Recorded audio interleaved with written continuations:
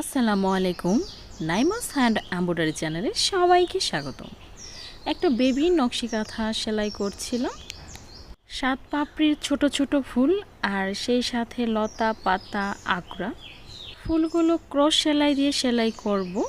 তো প্রথমে বাম পাশের ফুলটা সেলাই করা শুরু করেছি। বাম পাশের ফুলে হলুদ সুতা দিয়ে সেলাই করব আর ডান পাশের ফুলটা লাল সুতা দিয়ে সেলাই করব।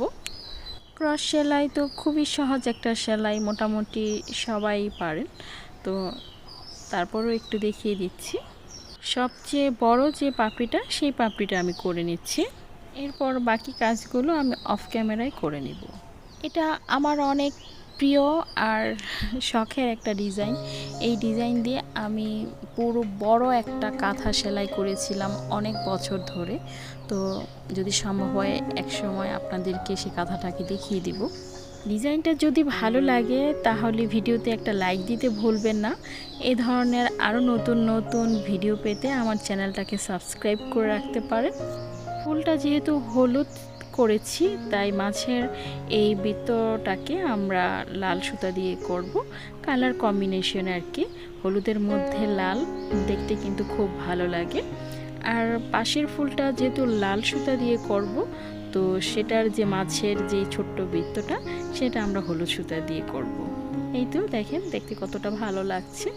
এবার সবুজ সুতা দিয়ে আমি এর ডাল আকড়া আর পাতাগুলো করে নেব। তো প্রথমে ডালটা করছি ডাল সেলাই দিয়ে। এর পাশে যে আকড়াটা আছে সেটাও ডাল সেলাই দিয়ে করব, তবে এটা একটু পরে করছি। ডালটা সেলাই করার পরে আমি পাতাটা করব। যেহেতু পাতাটা একটু চিকন টাইপের তাই ক্রস সেলাই দিয়ে করলে ভালো লাগবে, তাই ক্রস সেলাই দিয়েই করব।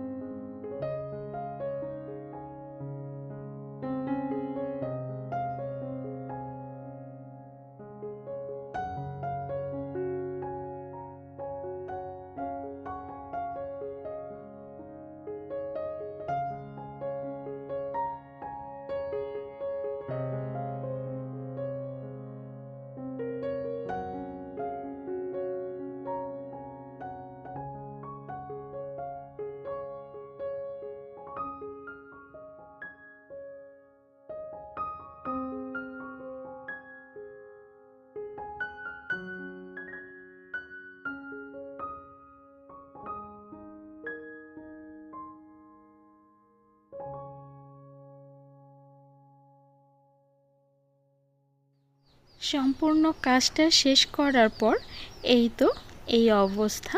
তো দেখতে কেমন লাগছে অবশ্যই কমেন্টে জানাবেন। আজ এ পর্যন্তই। আল্লাহ হাফেজ। আসসালামু আলাইকুম।